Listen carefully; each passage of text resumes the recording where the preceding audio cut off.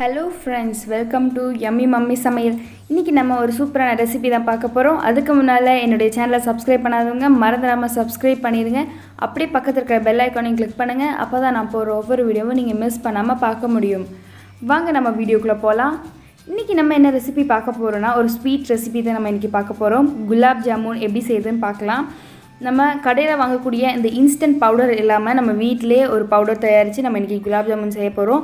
முட்டை சேர்க்காம தான் நம்ம இன்றைக்கி செய்ய போகிறோம். வாங்க நம்ம செய்ய ஸ்டார்ட் பண்ணலாம். ஒரு மிக்சிங் பவுலில் 2 கப் பால் பவுடர் சேர்த்துக்கோங்க.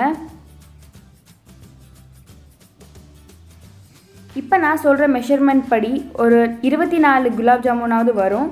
இதே இது நீங்கள் கம்மியாக வேணும்னா நீங்கள் 1 கப் யூஸ் பண்ணிக்கோங்க. 2 டேபிள் ஸ்பூன் பட்டர் சேர்த்துக்கோங்க. பட்டரும் அந்த பால் பவுடரும் ஒன்றா மிக்ஸ் ஆகிற அளவுக்கு நல்லா மிக்ஸ் பண்ணி விட்டுக்கோங்க.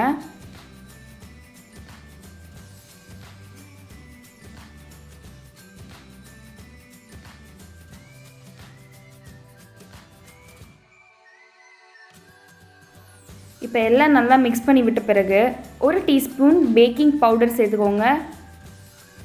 2 டேபிள் ஸ்பூன் மைதா சேர்த்துக்கோங்க.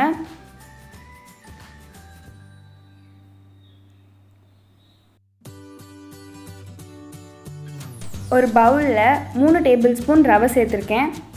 இந்த ரவையில் 2 டேபிள் ஸ்பூன் தண்ணி சேர்த்துக்கோங்க. தண்ணி சேர்த்த பிறகு ஒரு 10 நிமிஷத்துக்கு ஊறட்டும். ஊறின பிறகு நம்ம அந்த பால் பவுடர் மிக்ஸ் கூட இந்த ரவையை சேர்த்துடலாம்.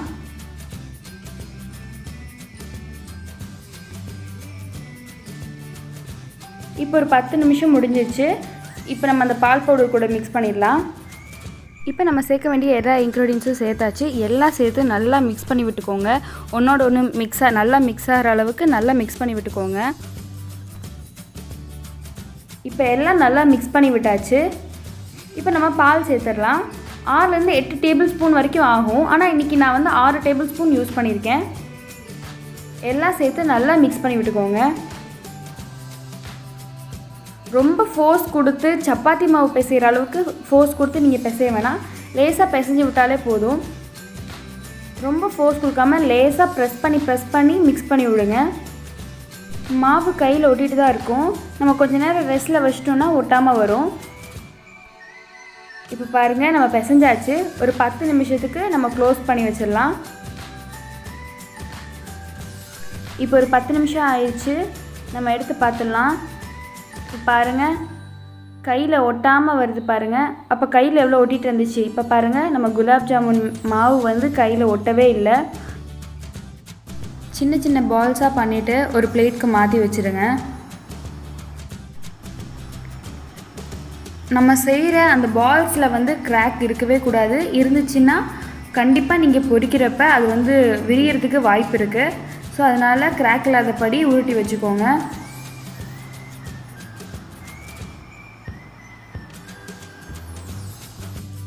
இப்போ நம்ம ஜாமுன் எல்லாம் உருட்டி வச்சாச்சு. பொரிக்கிறதுக்கு ரெடியாக இருக்குது. நம்ம இப்போ பொரிச்சிடலாம். கடாயில் எண்ணெய் சேர்த்த பிறகு எண்ணெய் வந்து ஓவர் ஹீட் ஆகிடக்கூடாது. ஹை ஃப்ளேமில் இருந்துச்சுன்னா டக்குன்னு கரிஞ்சிரும், ஆனால் உள்ளே வேகாது. ஸோ அதனால் மீடியமுக்கும் லோவுக்கும் நடுவில் வச்சுருங்க. அப்போ தான் கரெக்டாக இருக்கும் பொரியறதுக்கு. இப்போ நம்ம ஒவ்வொரு பாலாக சேர்த்து நம்ம பொரிச்சு எடுத்துப்போம். இப்போ பாருங்கள், நான் ஒரு ஜாமுன் பால் போட்டு காமிக்கிறேன். அது ஒரு 10 செகண்ட்ஸ் வந்து டீப் ஃப்ரையில் இருந்துட்டு அதுக்கப்புறம் மேலே எலும்பி வரும். அதுதான் கரெக்டான ஹீட். போட்ட உடனே மேலே வந்துருச்சுன்னா டக்குன்னு ஜாமுன் வந்து கருக வாய்ப்பு இருக்குது. மேலே ஃபுல்லாக கருகி கருப்பாயிரும், ஆனால் உள்ளே வந்து வேகாமல் இருக்கும். ஸோ அதனால் கொஞ்சம் லோ ஃப்ளேம்லேயே வச்சு பொரிக்க பாருங்கள். இப்போ பாருங்கள், லேசாக உப்பி இருக்குது.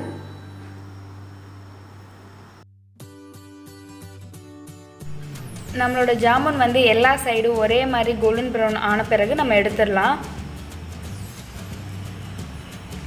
இப்போ பாருங்கள், எல்லா சைடும் ஒரே மாதிரி கோல்டன் ப்ரௌன் ஆயிடுச்சு. இப்போ நம்ம எடுத்துடலாம். இதே மாதிரி மீதி இருக்கிற ஜாமுன் எல்லாத்தையும் பொரிச்சு எடுத்து மாற்றி வச்சுக்கோங்க. இப்போ ஃபர்ஸ்ட் பேட்ச் நம்ம பொரிச்சாச்சு. இப்போ செகண்ட் பேட்ச் சேர்த்தாச்சு. இப்போ இதெல்லாம் பொரிச்சு எடுத்துடலாம். இப்போ நம்ம செகண்ட் பேட்சும் பொரிச்சாச்சு. இப்போ நம்ம செஞ்ச ஜாமுன் எல்லாமே சூடோட சுகர் சிரப்பில் போட்டிங்கன்னா ஜாமுன் எல்லாம் உடஞ்சிரும். அதனால் நல்லா ஆறின பிறகு தான் நம்ம சுகர் சிரப்பில் சேர்க்கணும். இப்போ நம்ம சுகர் சிரப் பண்ணிடலாம். ஃபர்ஸ்ட் ஒரு கடாயில் 3 கப் தண்ணி சேர்த்துக்கோங்க.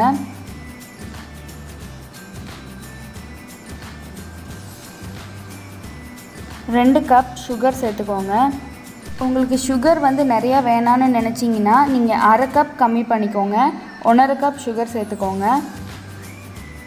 இப்போ நம்ம ஃப்ளேவருக்காக ஏலக்காய் சேர்த்துக்கலாம். ஏலக்காய் நீங்கள் பவுடரும் யூஸ் பண்ணலாம், இல்லை முழு ஏலக்காவை லேசாக கல்லில் தட்டி யூஸ் பண்ணிக்கோங்க. எல்லாம் சேர்த்து லேசாக மிக்ஸ் பண்ணி விட்டுக்கோங்க. சுகர் சிரப்புக்கு பாகு எதுவுமே கிடையாது. எல்லாம் நல்லா மிக்ஸ் ஆகி ஒரு 5 மினிட்ஸ் நல்லா பாயில் ஆனாலே போதும்.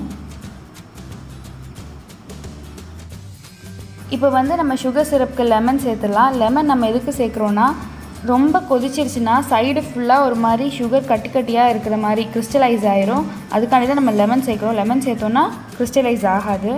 இப்போ பாருங்கள், நம்மளோட சுகர் சிரப் நல்லா பாயில் ஆக ஆரம்பிச்சிருச்சு. இப்போ நம்ம ஜாமுன் எல்லாம் ஒன்று ஒன்றா சேர்த்துடலாம்.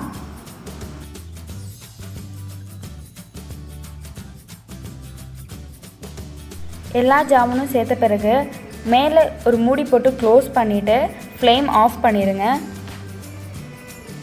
ஒரு 2 மணி நேரம் கழித்து பார்க்கலாம். இப்போ ஒரு 2 மணி நேரம் போல் ஆயிருக்கு. இப்போ பாருங்கள், நம்ம ஜாமுன் எல்லாம் நம்ம சுகர் சிரப் கூட நல்லா ஊறி இருக்குது. இன்னமும் கொஞ்சம் உப்பி இருக்குது. பாருங்கள், நல்லா சுகர் சிரப் ஜாமுனுக்குள்ளே இறங்கியிருக்கு. நல்ல சாஃப்டாக ஜூஸியாக நல்லா ஸ்பாஞ்சியாக இன்றைக்கி நம்ம ஒரு குலாப் ஜாமுன் செஞ்சுருக்கோம். ஸோ இந்த ரெசிபி உங்களுக்கு பிடிச்சிருக்குன்னு நினைக்கிறேன். உங்கள் வீட்லேயே ட்ரை பண்ணி பாருங்கள். இந்த வீடியோ உங்களுக்கு பிடிச்சிருந்துச்சின்னா லைக் பண்ணுங்கள், ஷேர் பண்ணுங்கள், கமெண்ட் பண்ணுங்கள். மறக்காமல் நம்ம சேனலுக்கு சப்ஸ்கிரைப் பண்ணிடுங்க. ஏதாவது ரிமார்க்ஸ் இருந்துச்சுன்னா கமெண்ட்ஸில் சொல்லுங்கள். Until then, bye from Yummy Mummy சமையல்.